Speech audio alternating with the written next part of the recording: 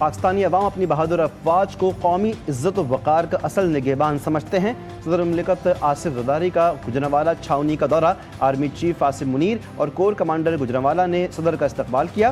ISPR کے مطابق صدر مملکت نے مورکہ حق میں کامیابی پر مسلح افواج کی پیشہ ورانہ مہارت کی تعریف کی۔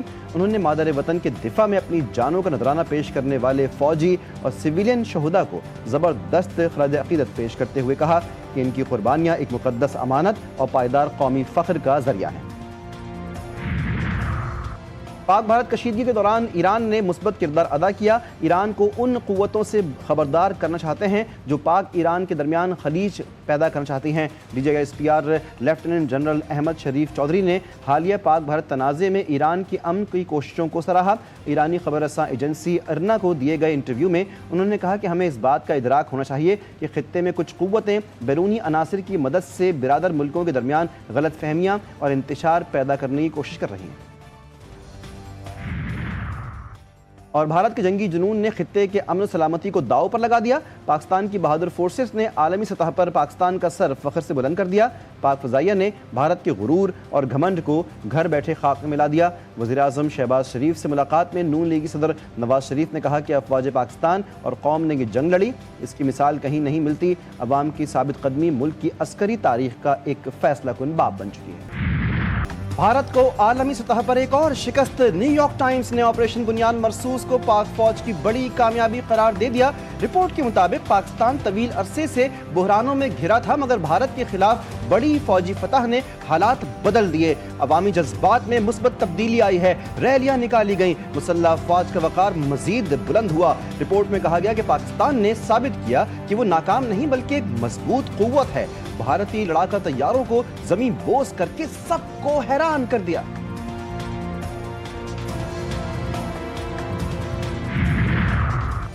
سیاسی تقسیم بھلا کر قومی سلامتی کے لیے ایک آواز میں بولنا خوش آئند۔ پارلیمنٹ نے مثبت اور توانا کردار ادا کیا۔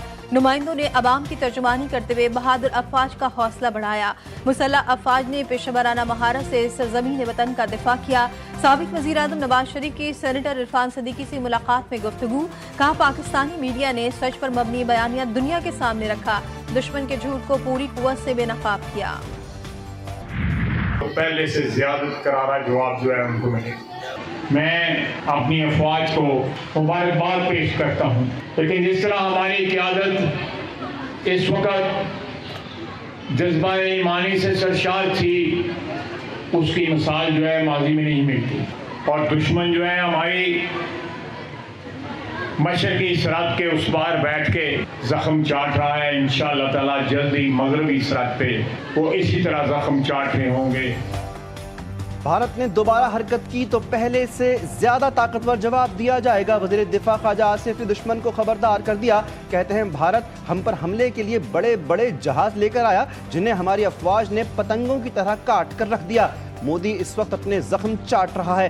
ہم نے بھارت کو مشرقی سرحدوں پر شکست دی ہے، مغربی محاذ پر کامیاب ہوں گے۔ ملک کے دفاع کے لیے جس حد تک بھی جانا پڑا جائیں گے۔ حکومت اپنی افواج کے شانہ بشانہ کھڑی ہے۔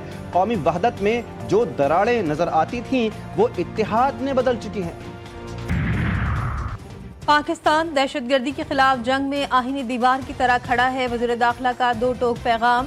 برطانوی وزیر خارجہ سے ملاقات میں پاک برطانیہ تعلقات، باہمی تعاون اور ترقیاتی شراکت داری پر گفتگو۔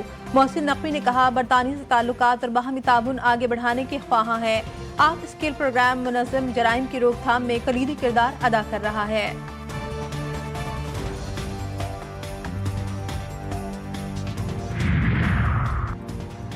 پاکستان بھارت کے ساتھ مستقل بنیادوں پر جنگ بندی کے لیے پرعزم۔ صورتحال اب بھی نازک اور غیر یقینی کا شکار ہے۔ پاکستان اور بھارت کے درمیان مسئلہ کشمیر اہم اور حل طلب معاملہ ہے۔ اقوام متحدہ میں پاکستانی مندوب عاصم افتخار کی برطانوی ٹی وی سے گفتگو، کہتے ہیں مسئلہ کشمیر کو کشمیری عوام کی خواہشات کے مطابق حل کیا جانا چاہیے۔